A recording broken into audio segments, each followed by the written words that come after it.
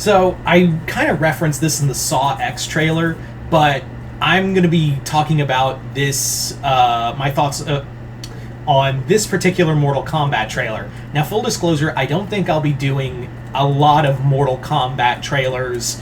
I won't be giving a lot on Mortal Kombat trailers from here on out, unless they're like major things I need, like, oh shit, that seems like something worth talking about. It's going to be more like, okay, we're just going to get character drops from now on, and we'll get more of the story, maybe. But here, we kind of, like, I wanted to give my a brief video on this, because there was just something that caught my interest, and it just made my brain go wild. Now, I could be totally wrong with this theory, but it does look like that's what they're building to, so I just thought I'd give my my thoughts on this video. Anyway, so what was I gonna say? Basically, this trailer revealed not only a character from MK11, but we also got more of a major story point. So let's talk about the character first. It's Geras. Geras was basically a fan favorite, and it's cool to see him here and still Guardian of the Hourglass, so we are doing a lot of heavy reference to the events of MK11. And that's really cool. I really do like that, like, while it's a reboot, it's still following the continuity previously. And Geras, I'm not going to talk a lot about the character, like the fighting style. I'm just going to say real quick, that character's going to be a pain in the ass playing online. I'm gonna be very mad, because the whole stopping you and then doing a lot of damage to you, I'm like, oh, that's gonna be cheap. That's gonna get me to get nerfed right now. Like, I was watching the fight and seeing Geras like time stop other fighters. I'm like, okay, that's gotta get like blunted real fast, because I'm gonna be real mad playing that. It's the same thing when I was watching Tanya, and I'm like, so that character's going to be a pain in the ass playing against.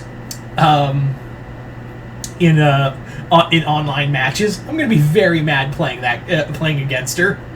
But yeah, that's neither here nor there. But the whole thing Geras brings up is that he visits Liu Kang. Tried to get the word out.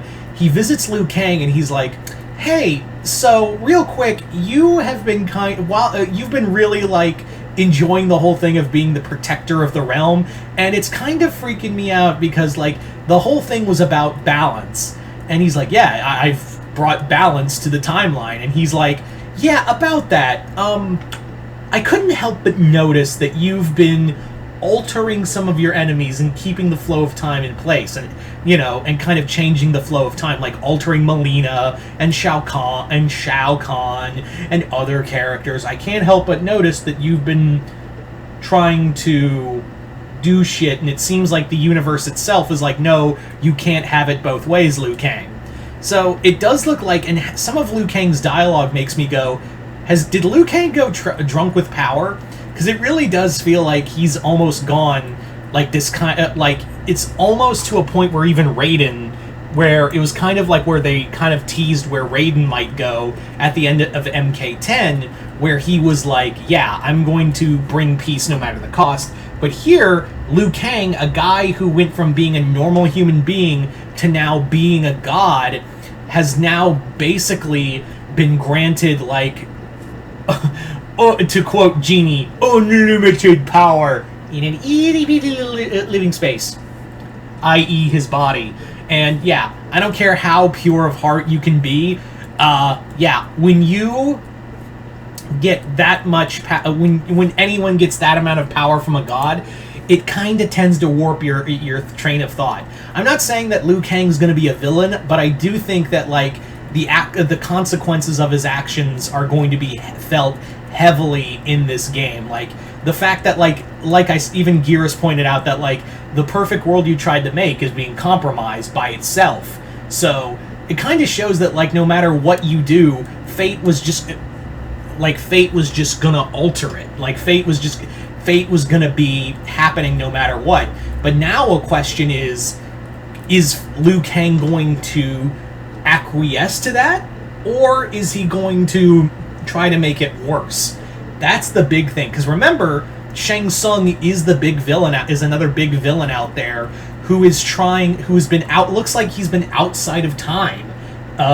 So it's kind of like a reverse Flash kind of thing with Shang Tsung, where he's now trying to alter the timeline and make it correct in a way, because if you guys remember from the Umgadi extended trailer, we found out that Shang Tsung influenced Shao Kahn, who was a general for Geras, to kill him, so to kind of like he did in the previous timeline.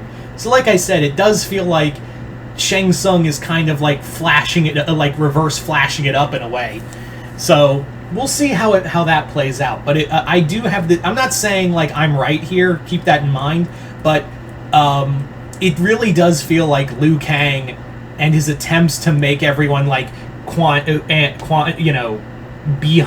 and Melina and even Baraka to an extent sympathetic and more, you care about them more rather than the bloodthirsty villains they are. Even Kuai Lang is the new Scorpion. We don't know where Hanzo is. Yeah, we don't know where Hanzo Hasashi is. We don't even know if the Shirai Ryu exists. That's something, that's a very important thing you have to look at. And, sometimes when people try to go for sue for peace, they just end up making more war. So that's just something to think about. But anyway, you guys tell me in the comments below, do you think Liu Kang will go too far in MK1, or do you think something else is going on? Just comment below, let me know. Also, let me know what you guys think of Geras in the comments below.